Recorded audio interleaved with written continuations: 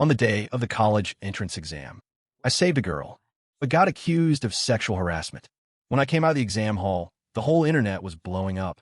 She posted a video crying and complaining, saying I took advantage of her while saving her. She even said no girl would use her own innocence to falsely accuse someone. That one sentence nailed me to the pillar of shame.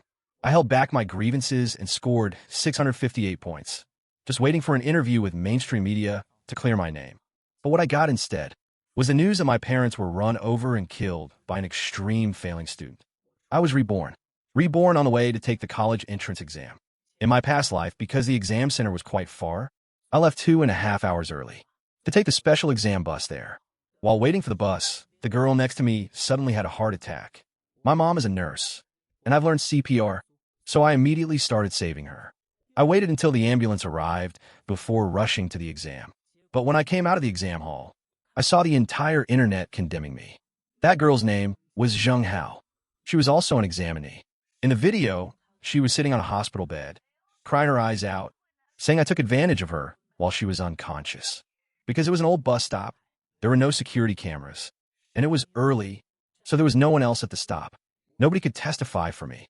Zheng Hao kept repeating that no girl would use her innocence to falsely accuse someone, pinning me dead to the pillar of shame. Cyberbullying hit me like a tsunami. My dad ran a small rotary hot pot restaurant. As soon as Zheng Hao's video came out, our restaurant was smashed up and forced to close. My mom is a nurse. She was humiliated at the hospital and splashed with filth all over. I knew deep down that only by getting good grades could I get authoritative media to speak up for me. So I held back my fear and anger and continued taking the exams. When the scores came out, I got 658 points, enough to get into Tsinghua or Peking University. That same day, Zheng Hao jumped off the hospital roof. After her death, her parents demanded $2 million in compensation for my family. They hung banners in our neighborhood telling me to pay with my life. My parents were endlessly harassed and couldn't even sleep well. While driving to deliver goods, they were chased by clout-chasing media and crashed into a large truck driven by the extreme failing students' parents, both dying instantly. I was also cornered by people. After barely managing to escape, I accidentally stepped on some oil on the stairs by my door and fell to my death. Even my glasses flew off. In my blurry vision, I saw the neighbor's daughter, Mo Lee, holding an oil jug in her hand, looking at me with eyes full of hatred and cruel satisfaction. Right now, I've been reborn, just 50 meters away from the bus stop. If I go out of this path and turn the corner, I'll be there, through the sparse tree shadows at the corner of the wall. I can vaguely see Zheng Hao's silhouette, but I didn't even glance over there. Instead, I stood on my tiptoes and plucked a rose sticking out from inside the wall, tucking into my collar buttonhole. Then I took my earbuds out of my backpack and read vocabulary out loud, following an English app. These actions would save my life in the future. There was a small pebble by the road. I kicked it along as I walked, but I accidentally kicked it too hard. It hit a utility pole and bounced behind me, then rolled right into the drainage ditch below the road. Just 10 steps away from the intersection, Zheng Hao stumbled sideways like a drunk. But I turned around and jumped into the ditch after the stone. I got my eyes scratched by the low wild bushes nearby, so I took off my glasses, put them in the case, and shoved them in my bag. There was no water in the ditch, only dead leaves and stones. I simply put down my bag, rolled up my sleeves, and picked them out one by one, lining them up neatly on the curb from biggest to smallest. They were so round and pretty. Under the sun, they sparkled like gems. I took a picture and posted it on my moments. In my past life, I'd already reached the bus stop by this time and found Zheng Hao having a heart attack. I'm sure it's the same right now. I just snapped away and posted nonstop. I couldn't take all these stones with me. I finally picked out a star-shaped one, wiped it carefully over and over with a tissue, and held it up high against the sun, reading out loud, "Heart, heart, heart, H-E-R-T, heart." As I read, I even started singing until I cried. I'm nearsighted by 400 degrees. From dozens of meters away, I can't even tell guys from girls, and trees just look like a solid patch of green. It wasn't until I smelled the fragrance that I realized the tree at the corner was a gardenia tree. Through the iron fence, you could see pure white gardenias blooming all over the tree, giving off a refreshing scent. Inside was a small garden. An old man was watering the flowers. There were cats and dogs running around inside. The round security camera under the eaves was pointing right at me. I took off my earbuds and yelled, "Sir, your gardenias smell so good. You're taking the college entrance exam, huh?"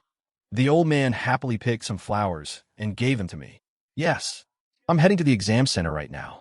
Wishing you a victorious start and success on the exams. Thanks for the good wishes." Seeing the rose on my collar, the old man picked a few bigger and prettier ones for me, and even plucked a few huge gardenias for me. Just like that, another 10 minutes went by. Finally, a few retired ladies, carrying grocery baskets and reusable bags, walked this way. Looked like they were heading towards the bus stop too. I followed behind them, holding a dozen large gardenias. There was a lady in a floral shirt, with a perm who smelled the flowers. She turned around and called out, "Hey kid, where'd you get those flowers?" I squinted, only then remembering I wasn't wearing my glasses. I dug them out of my bag and put them on, saying, "The old man up ahead gave them to me. You like them too, ma'am? I'll give you some." I gave her 5 of the flowers. The other ladies also got 2 each. We kept walking toward the bus stop. We didn't see Zheng Hao, just saw the greenery by the side of the stop, vaguely flattened, blocked by the ad sign. No one noticed anything unusual at first. Smelling the flowers, I strolled leisurely at the very back. As we got close to the stop, the bus we needed finally arrived. I chased after it, shouting, "Driver!" The driver opened the doors with a drifting halt. The bus was empty. I hopped right on, went to the very back, and sat down by the window on the left side. I put my earbuds back in. The doors were still open, but no one was getting on. The ladies on the platform were chattering away, all talking about the college exams. The doors closed, and the bus drove off. It wasn't until the bus pulled away from the stop that a white-haired grandma noticed Zheng Hao's phone dropped on the ground. Then she saw her and started screaming. One lady was so scared she fell to the floor. The others rushed up in a flurry to help her. Zheng Hao had collapsed into the bushes, covered in dirt with a bruised face. But I never once looked back. Honestly, after being reborn, I could have gone home and had my dad drive me. I could have also taken a different route or called a cab. I could even just flag down any random car on the street. The people of Jiangsheng are super warm-hearted. As long as I said I was an examinee, anyone would gladly drive me to the exam center. But why should I change my route? Why should I run? Since I've been reborn, I'm going to be right where she could easily reach me, watching her fall into hell bit by bit. I'm going to make her look at the intersection in despair, staring blankly in the direction I should have come from. It'd be best if she just died right there. If she doesn't die, she'll spend the rest of her life wondering if she had just been a bit slower. Would I have taken the bait? Repentance is for bad people, not good people. This is how you utterly destroy someone's soul. I smoothly arrived at the exam center with 20 minutes to spare. This was my second time taking the college exams. Compared to the nervous panic of almost being late last time, this time I was completely calm and totally composed. Finished the exams smoothly, came out, and went home for lunch. I checked my phone before my nap. There was no news about Zheng Hao. When I woke up, both my parents were home. My mom handed me a wet towel to wipe my face and said, "This morning an examinee suddenly had a heart attack at the bus stop. She was sent to our hospital and put in the ICU. Don't know if they can save her." I heard about it too. It's such a pity. So young, and she still had exams to take. Stop talking about this. Don't scare him. My kind parents were still sympathizing with her missing the exam, completely unaware that our whole family was killed by her in our past life. Didn't she say my CPR was unprofessional and that I took advantage of her? I bet she likes this outcome much better. I went back for my afternoon exams, but I didn't want to take the bus again. So I asked my dad to drop me off on his electric scooter, having lost him once. Right now, I especially cherish my time with him. My dad took off the delivery basket from the back, wiped the seat over and over with a rag, and sweetly complained, "You're taller than your old man now. Nowhere to even put your legs. I'm 192 centimetrów tall." My dad is only 170 centimeters. I was already taller than him in middle school, and he just noticed. I squeezed onto the scooter, put on my helmet, and put my hands on his shoulders. "After the exams are over, let's go back to our hometown to see Grandpa and Grandma, okay?" My dad gently twisted the throttle. "How can we do that? You're about to go to college. I still need to save up to buy you a house." I rested my forehead on his broad shoulders, my eyes slightly wet. "We can make money anytime. But this post-exam summer break only happens once. Plus, our family hasn't gone back home together in 3 years. I thought about them. Because of the exams, I stayed in Jiangsheng for tutoring even during Chinese New Year. Mom or dad always had to stay behind to look after me, so they went back separately. My dad started to hesitate. A gentleman doesn't stand under a dangerous wall. A wise man doesn't fight a madman. Of the 36 stratagems, fleeing is best. To convince him, I didn't hesitate to pull out my ultimate move, shaking him. An 18-year-old big boy hasn't acted spoiled in years. My dad couldn't handle it. Sit still, you. I sat still like a good boy. My dad smiled, grinning from ear to ear. Fine. I just restocked today, so I'll sell for one more day and then stop. We'll go home the day after tomorrow and check your scores there, so Grandpa and Grandma can be happy too. I walked into the exam center, turned around, and saw my dad pushing his scooter, looking at me with eyes full of love. My eyes stung again, and I pumped my fist at him, saying, "Go high yang, go." Answering the questions went incredibly smoothly. I already had excellent grades and was a top-tier student in the teacher's eyes. If it weren't for the Zhenghao incident, I would have had a bright future. Walking out of the exam center, my dad was there to pick me up again. "Xiao Hai, are you hot? Are you tired? Are you hungry?" My dad opened a thermos and poured me some water, asking me a barrage of questions. I drank the water and stretched. "Dad, right now, I just want to sleep." In my past life, ever since the Zhenghao incident, I hadn't had a single good night's sleep. After another full day of testing, my eyelids were fighting to stay open. My dad quickly said, "Oh, right. Rest up and recharge. You've got another whole day of exams tomorrow." He took me back home. My mom was still working the night shift. My dad went to cook, while I took a shower, dried my hair, and went back to my room. I opened my phone, and the internet was still dead quiet. Looks like without me around, Zhenghao's condition is really serious. She couldn't pull any stunts, but I knew all too well how relentless her family was. The real trouble is yet to come. Actually, she and I were middle school classmates. But not long after 7th grade started, I tested into the honors class. So I had zero impression of her. It was only because she revealed it herself in the video, claiming I was jealous of her even back then. But she was just like a rat in the gutter. Her hair was always greasy and damp, as if she hadn't washed it in 2 months. And she always had a weird smell on her. And I was pretty handsome. Putting our photos side by side and saying I molested her was just not convincing at all. If she hadn't died, I absolutely would have had a chance to flip everything around. Too bad there are no ifs. When I was being cyberbullied in my past life, I received an anonymous photo sent by someone. In a broken-down room that looked like a storage closet, the walls were covered with photos of me, along with various small items I had lost, like towels and water bottles I lost while playing ball, used things, even worn underwear and busted sneakers. The caption attached to the picture read, "Zheng Hao's house." So Zheng Hao had been stalking me this whole time, even resorting to being a thief and digging through the trash. She was a creepy pervert, the kind who was sick of living. Her appearance at that bus stop during the exam was definitely not a coincidence, but carefully orchestrated. Initially, Zheng Hao's parents favored boys over girls and planned to marry her off right after she graduated high school. In my past life, before she died, she called my parents to propose that if I was willing to marry her and give her parents a 1 million bride price, she would clarify everything to the internet.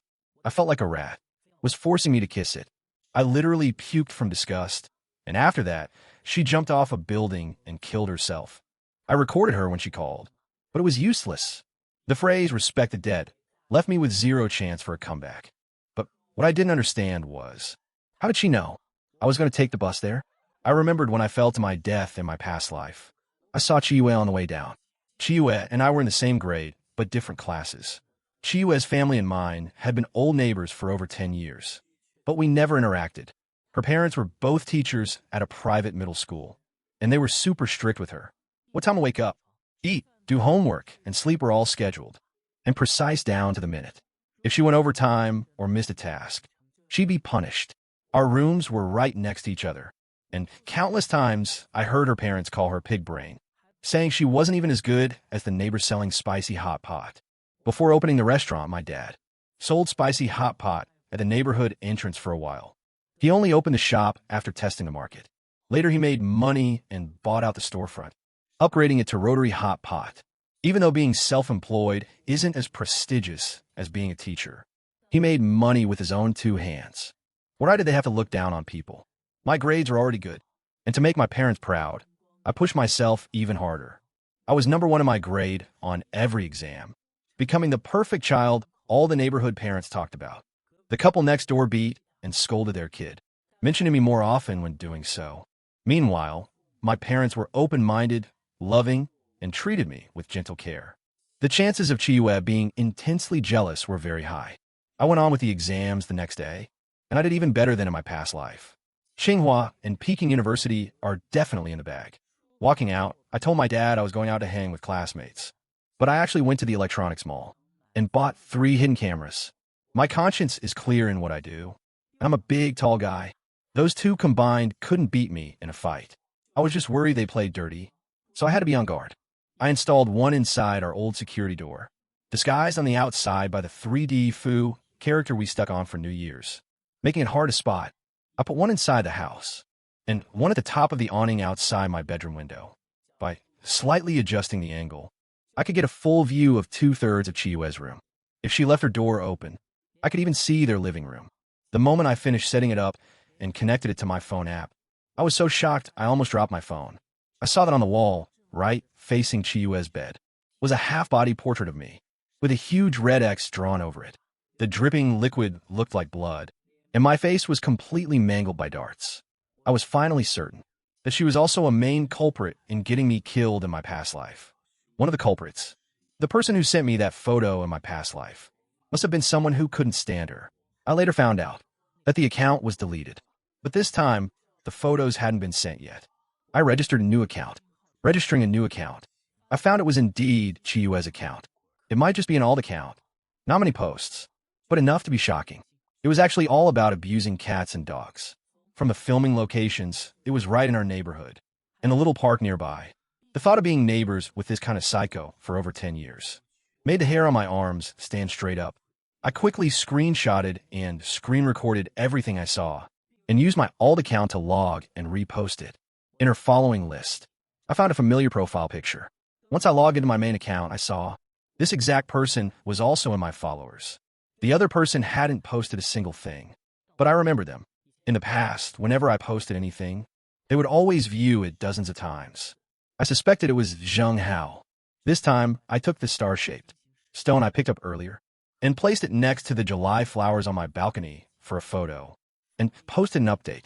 I also shared a romance novel about childhood sweethearts.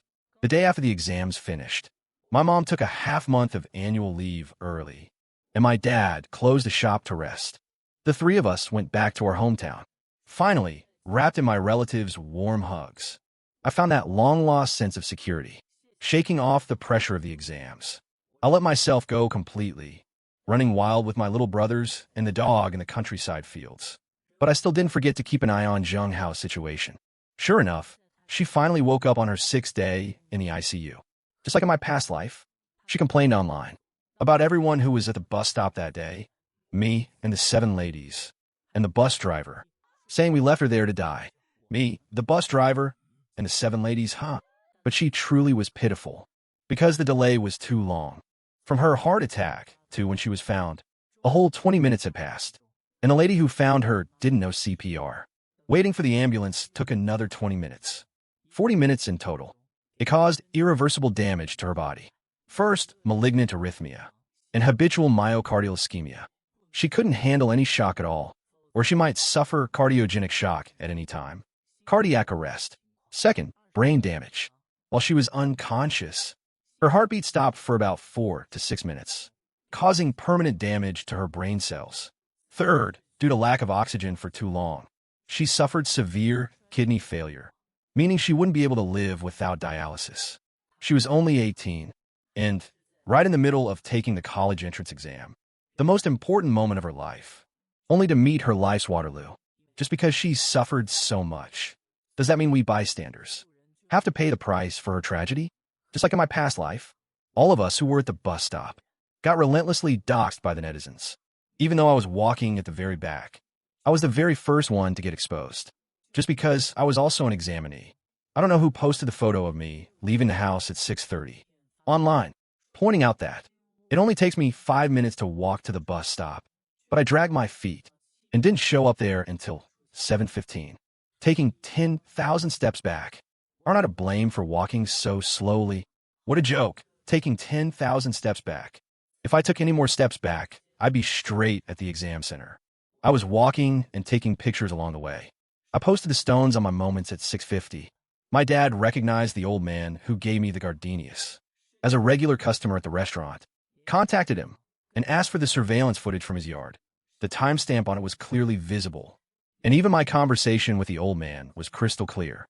I was still picking flowers with him at 7 o'clock, even though it's close to the bus stop. You can't see the stop at all because of a corner. I wasn't wearing my glasses either.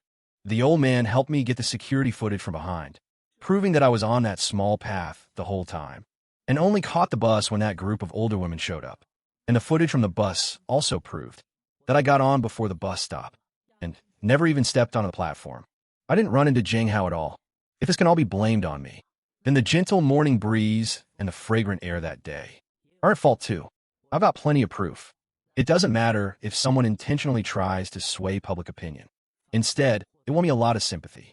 After all, I'm just a high school student, minding my own business and not bothering anyone.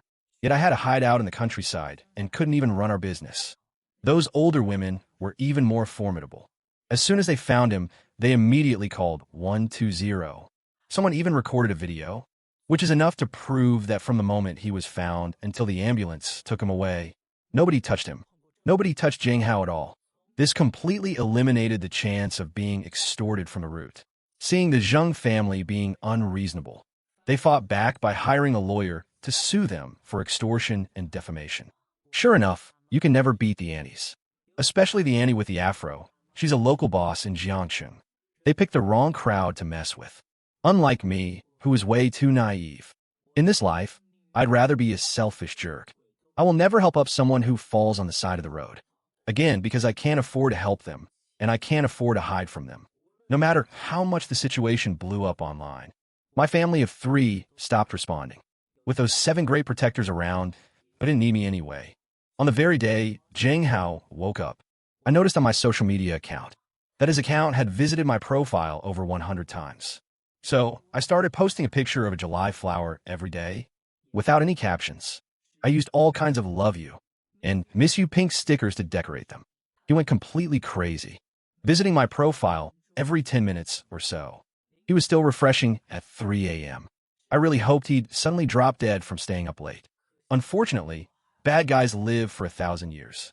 Not only did he not die, he even started live streaming online, selling a sob story about how poor his family is, and that they even owed the ICU medical bills. He was a Gaokao student, bringing his own buzzwords and traffic. With the beauty filter maxed out, he actually looked a bit pitiful. Quite a few people actually donated money to him. The Gaokao results finally came out. My whole family sat gathered around the computer. In my past life, under so much pressure, I still scored 658 points. This time, I had no idea how many points I got. Anyway, when we tried to check the score, it wouldn't show up. My grandpa's eyes widened, thinking the internet in our hometown was just bad. And my dad refreshed a few times, but still nothing. He was so anxious he was sweating bullets. I held on to my grandpa, afraid he'd fall over from getting too excited. I whispered, "Grandpa, the scores for the top 50 in the Gaokao aren't displayed." My parents realized it too and started screaming at each other, jumping up and down while shouting. They attracted the uncles next door and all our relatives over to our place. When everyone saw how excited they were, combined with the fact that I was a Gaokao student, they guessed it, haha. Did Haiyang get into Qingbei? Everyone in the village shares the same last name. Me getting into Qingbei brings honor to our ancestors. Grandpa's hands started shaking. I rubbed his back to soothe him, while anxiously calling out to my dad, "Look at Grandpa." But Grandpa waved his hand, turned around, and hugged me with tears streaming down his old face. "My good grandson, Grandpa's just so happy. What are you standing there for? Hurry to the town and order vegetables and meat, and then notify all the relatives to get ready for a huge banquet." All right, someone grabbed the almanac to see which day would be best to host it. Great news, future doctor. As soon as the contractor heard that my Gaokao score was so high it couldn't be checked, he immediately said, "What are you still ordering for? My family has a big black pig from last year that we were going to use as a gift. Kill it, kill it. I got one too. I'll cover it, I'll cover it. I even have Mao Tai here." The whole village sprang into action, running around to spread the news. That's when my dad's phone started ringing. I looked at the number and knew it was the Qingbei admissions office. I quickly reminded him it was from Beijing. My dad's hands were trembling so much. He tapped it a few times, but couldn't pick up. Grandpa got so annoyed he snatched the phone away, muttered "useless" under his breath, and answered the call. His voice subconsciously went up an octave. "Hello. I'm your grandpa." "No, I'm Haiyang's grandpa." "Yes, right. Good. Thank you. My dad leaned his ear in closer. Their two faces were squeezing the phone so tight it was almost muffled. I reached out a few times to turn on the speakerphone, but got swatted away. My mom and grandma hugged each other, crying and laughing. After hanging up, grandpa and my dad were both covered in tears. They hugged me from both sides, saying, Good. It's Qingbei University. You got into Qingbei University." Only then did I find out I scored 708 points. I was the provincial top scorer. Even the TV stations were calling us. The local TV station from my hometown came straight to our village. I accepted an interview, and countless Gaokao parents were full of praise for me. I blew up online. The previous incident where Zheng Hao slandered me became a hot topic once again. It went straight to the trending searches. I received even more sympathy, while Zheng Hao was absolutely torn to shreds by the backlash. His real photos and terrible grades were all dug up. His live stream was flooded with curses. People called him an ugly person causing trouble. The school leaders from my middle school and high school in Jiangxing kept calling my dad nonstop, wanted to give me a cash prize. My dad couldn't sit still anymore and wanted to head back to Jiangxing. He had a business to run and money to make. The college acceptance banquet had to be postponed for a few days. My grandpa and grandma had no objections. They were just afraid that if we weren't there, my admission letter would get stolen. Back in their day, there were plenty of cases of people stealing college spots. I still wanted to stay in the countryside until the whole situation with Zheng Hao was over. But our family was pushed into the car and went back to Jiangxing. As soon as the car arrived at the entrance of our neighborhood, we were completely surrounded by enthusiastic residents. We had no choice but to get out of the car. My dad is a businessman, so he knows everyone in the neighborhood, and everyone knows him. "You're finally back. Boss Sheng, how do you usually raise your child? How did he manage to score 708 points?" We didn't really do much to raise him. He's always been in the top 3 of his grade. What does he usually eat? What books does he read? He eats our family's malatang. Our spicy hot pot uses a beef bone broth base. Just look at how tall he is. He grew this big from drinking that beef bone broth. My dad pushed me to the front of the crowd. I purposely stood on my tiptoes to show off my height. He really is so handsome and talented. I always knew you were top scorer material. I was groped all over by the aunties, saying they wanted some good luck, so their kids would also pass their exams with flying colors next year. I finally managed to break free and try to go home, but my dad tossed me a set of keys. "Quick, go open the shop and clean it up. I'm going to restock. Let's try to make enough for your tuition fees these next few days." He severely underestimated the value of a top scorer. Before he even got back from restocking, while my mom and I were still mopping the floor and wiping tables, the neighborhood locals were already about to crush our shop.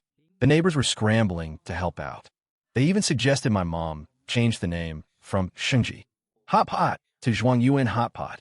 Just as they were saying this, my classmates happened to arrive. I almost covered my face and ran away. Our class did pretty well on the exams this time.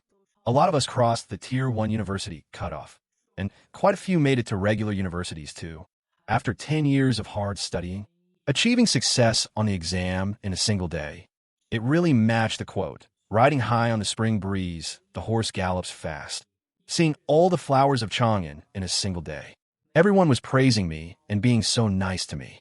But in my past life, these were the same people throwing rotten cabbage and smelly eggs at me, with the neighbors helping out. Our business was booming. We were busy all the way until the early hours of the morning, closing only when all the ingredients were sold out. Even the business of the entire street was booming because of us. The flower shop on the corner even sent us a huge bouquet. Sunflowers, roses, carnations. Our family of 3 walked home together. My parents were walking intimately hand in hand in front, and I was walking behind them holding the flowers. I took a selfie using a red rose as the foreground. Just as our family of 3 arrived at our doorstep, the door opposite ours suddenly opened, revealing the somewhat flattering smiles of Chiyue's parents. "Hi Yang's dad, you're back so late." "Yeah, that's right. Business was good today." After exchanging a few dispensable pleasantries, we went into our respective homes. I took a shower in a few minutes and couldn't wait to get back to my room. Sure enough, I saw that Jing Hao was visiting my profile. This account of mine is registered under my real name, so a lot of my classmates know about it. Right now, many people were liking my posts and asking if I was in a relationship. I didn't deny it. I opened the surveillance camera on the windowsill and was so scared by the footage that I screamed. My mom heard me scream and rushed in. "Son, what's wrong?" On the screen, Chiyue was pressing her ear against the wall, listening. I shoved my phone under the pillow and pulled the charger plug from under my butt. The charger was poking my leg. "You're so grown up, you should be more careful." "Let me see if your butt is hurt." It's fine. It just hurt for a second." "Are you really getting shy with your mom?" The moment my mom left, I put my earphones back on and looked at the footage again.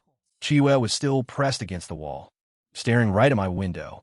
Because of the angle, I couldn't see her face. I could only see her scattered black hair and white dress. She looked just like Sadako. But when she realized she couldn't hear any noise from my side, after that, she went crazy, grabbing a handful of darts, lunging to the end of the bed, and started viciously stabbing a bust photo of me. I had no doubt that if I were in front of her, she would stab me 100 times. I hurriedly dug out the hand grippers hidden deep inside my closet. While exercising with it, I reviewed the footage from the past few days. I discovered that on the day the Gaokao ended, Chiyue's parents had gotten a set of Gaokao exam papers and made her redo all the questions she had just been tested on. They tested her all the way until 2 a.m. Early the next morning, the couple subjected her to a brutal, inhumane beating because Chiyue underperformed. She normally scored around 600, but her estimated Gaokao score dropped by 50 points. And she didn't dare lie about her answers, because if she got it wrong and it didn't match the actual Gaokao results, she'd be beaten even worse. Once the actual results came out, she only scored 490 points. She was beaten so badly, she lay on the floor for a long time before she could crawl up. They didn't even give her any food, and all the snacks in her room were confiscated. That night, she stood by my window like a vengeful spirit, staring for a whole night. And it was the same every single day after that. No horror movie can compare. A woman, separated by a wall and a window, staring at me all night with pitch-black eyes. Scary, right? But compared to my whole family dying tragically in my past life, what did this even matter? I suppressed my discomfort, pulled the curtains halfway open, leaned against the wall, and took a selfie pointing out the window. The shot didn't just capture my side profile. It also captured Chiyue, with a beauty filter effect. The terrifying image instantly turned into a masterpiece with a moody, broken vibe. This time, I posted it with the caption, "Don't be afraid, I'm here." Sure enough, Jing Hao came online a second later, and then I deleted this post that was only visible to him. I also set the picture to burn after reading, so it couldn't be screenshot and couldn't be screen recorded. I didn't leave a single trace on the platform, but it would leave a deep, deep scar in that lunatic's heart. After deleting the post, I shared a song called Little Star. Chiyue had a ton of posters of this singer, pasted all over her bedroom walls. I had even heard her playing this song before. Jing Hao kept visiting this post continuously, from midnight until 4 a.m., listening to the song over and over again. For the next week, I kept messing around like this every day. Finally, it was the day before Jing Hao was to be discharged from the hospital.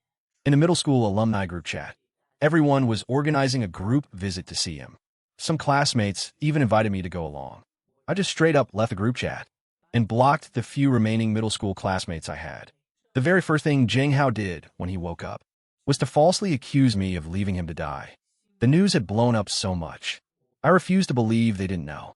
Why were they acting like saints with me? I just wanted to let him know how much he disgusted me. And the more I disgusted him, the sweeter it looked with Chiyue. Every night, we would gaze at each other through the wall, listen to the same song, and look at the same starry sky. On the day Jing Hao was discharged, our family of 3 packed our bags and headed back to our hometown. I brought all my high school study materials with me. My mom told me, Chiyue's. Mom said Chiyue didn't perform well and needs to retake the year, so she wants to borrow your study materials. I told her I already gave them all away. Those two used to look down on me and your mom. This time, you've done us proud. We're not pushovers. Why should we lend it to them? As soon as the news came out that I was the top Gaokao scorer, people in the neighborhood all came to our house and swapped out my used study materials, pens, notebooks, and even my desk mat. They politely traded them for tea, cigarettes, alcohol, and all sorts of gifts. Even though we didn't accept them, we still appreciated the gesture. Why on earth did her family have the thick skin to even ask? My dad was so smug he was over the moon. He had all my key review materials to bring back to our hometown for my younger cousins to use, hoping our family would produce a few more good scholars. Sure enough, my grandparents, uncles, and aunts back home practically worshipped us. They praised me as the reincarnation of the god of literature. On the day of my college acceptance banquet back home, it was exactly the same time as the class gathering in the city. I spent the entire day greeting relatives and only managed to get online occasionally. I saw from the WeChat moments of some high school classmates that they indeed had a gathering that night. Chiyue and Jinghao were even in the same one. Before the banquet started, Grandpa took me to the ancestral graves to burn paper money, telling our ancestors that our family had produced a top scorer. Amidst the curling green smoke, I kowtowed to the ancestors and made a wish, hoping that Jinghao's craziness would flare up tonight and take Chiyue down with him. But I never expected my family's ancestors to be so effective. Late at night, I was almost asleep when I was jolted awake by a phone call. It was from a classmate. Hi Yang, Jinghao is dead. Quick, look at the group chat. I opened the high school group chat and saw a bunch of pictures and videos being uploaded in real time. I quickly pieced together the whole sequence of events. On the street, not far from my house, some classmates were chatting after the gathering ended, and some were waiting for rides. Chiyue and Jinghao were walking together. I don't know what they said, but they suddenly started arguing. People only caught a few words. It turns out that on the day of the Gaokao, when Jinghao was waiting for the bus, he was on the phone with Chiyue, and he got triggered and had an episode because of something she said. The two of them started fighting like bitter enemies. Right at that moment, a dump truck carrying sand sped by. Jinghao suddenly pushed Chiyue into the road with all his might. Chiyue was ruthless too, holding on to him tightly. They were both dragged under the wheels at the same time. Jinghao's neck was crushed, and he died on the spot. Chiyue had both her legs crushed and was dragged for a distance. Her body suffered severe abrasions, and there was flesh and blood all over the ground. It was so similar to what happened to my parents in my past life. Some classmates at the scene were scared to tears, and others were scared to the point of throwing up. It was a passerby who called the police. When the police arrived, they were finally picked up and taken away by their parents. I laughed out loud under my covers, laughing until I cried. Chiyue was in emergency care for 2 days before she woke up. I heard she was amputated from the waist down. Most of the skin on her body had been scraped off, and she could only get skin grafts. The dump truck was found, but it was a junk car that was about to be scrapped. Plus, the driver had been driving normally. Anyway, there wouldn't be much compensation. After we finished hosting the college banquet, we stayed for 2 more days before returning to Jiangxing. Right as we arrived at our neighborhood entrance, we saw a group of people pulling a flatbed cart, marching aggressively toward the neighborhood. I recognized the man leading them as Jinghao's dad. I quickly urged my dad to go to the shop so we could park the car. We dropped our things in the shop and went back to the neighborhood to watch the commotion. Only then did we realize that the cart the Zheng family was pulling was actually carrying Jinghao's corpse. In such hot weather, they had only put a few ice blocks on it, and it was already starting to smell. Everyone was trying their best to avoid it, only watching from a distance, gossiping about how the Zheng family was being unreasonable. It was clearly Jinghao who pushed Chiyue. But are the Zhengs reasonable people? With just one sentence, the dead come first, they claim the moral high ground. Just like in my past life, when I had actually saved Jinghao. Didn't they do exactly the same thing? Chiyue's parents locked their doors and refused to come out, and secretly moved away that very night. The Zheng family didn't stop causing trouble. After making a scene in the neighborhood, they went to the schools where they worked to cause a scene. They put up banners and wailed, refusing to bury Jinghao. They howled on the internet every day. Even the police couldn't control them. Chiyue's family got doxxed, exposing Father Mo and Mother Mo for ignoring bullying of students at their school, accepting bribes from parents, using high-pressure education methods, causing student depression, and so on. Their reputations were completely ruined. Taking advantage of the chaos, I guided netizens to dig up Chiyue's burner account where she abused cats and dogs. This immediately sparked public outrage across the country. Her social media pages were filled with curses. Extreme dog and cat lovers sent funeral wreaths to her hospital room, photoshopped funeral portraits of her online, and cursed their whole family as demons, who deserved to die 10,000 times over. Everything that had happened to my family in my past life was now repeating itself entirely on their family. But this still wasn't enough. The matter wasn't over yet. I stayed alert every single day, not daring to be careless in the slightest. I always had my hand gripper with me, exercising, so in case something happened, I could use it as a weapon. Judging by Chiyue's parents' education methods, they weren't normal people either. Now their daughter was crippled, they lost their jobs. Their reputations stank, and their money was gone. They were driven to a dead end. The two of them, one a biology teacher and the other a chemistry teacher, who knows what they might do? What they go breaking bad on us? Every day, I acted as if I were facing a formidable enemy, strictly guarding against everything. I stuck to my parents all day long like a little kid, never letting them be alone. At first, my parents thought I was just playing around, but after hearing my analysis, they also became cautious. It wasn't until a week later that the authorities reported a major mass poisoning case. The dump truck company, out of humanitarian concern, compensated Zheng Hao's family with 500,000 yuan. Zheng Hao's body truly couldn't be kept any longer, so the Zheng family finally went back to their hometown to hold the funeral. Zheng Hao's parents, ever since they exposed the evil deeds of Chiyue's parents, had tasted the sweet benefits of internet traffic. They not only invited the entire village to eat at the banquet, but also invited many attention-seeking social media influencers. Among them was the terrible student who drove the car that killed my parents. And his parents. He was a student of Chiyue's parents, and was one of the main forces in the cyberbullying campaign against Chiyue's family. He even claimed he would continue to denounce the Mo family of three until they admitted their guilt. Over 100 people were live-streaming at the same time, shamelessly farming for traffic. It was absurd and comical, making the scene incredibly lively. It didn't look like a funeral at all, but more like a press conference. As a result, once the food was served, they were all poisoned to death, and it was all live-streamed. I heard there were over 1 million people watching online, watching the tragedy unfold right before their eyes through the internet. The murderers were none other than Chiyue's parents. It turns out that just the day before, Chiyue couldn't handle the fact that she had become crippled and slit her wrists while her parents were sleeping. They poisoned the food, and after killing the people, they didn't even flee. They set a fire at the scene and perished together with them. Seeing this outcome, I finally put my mind at ease, and carrying my parents' earnest advice and my relatives' expectations and blessings, I walked toward a bright future.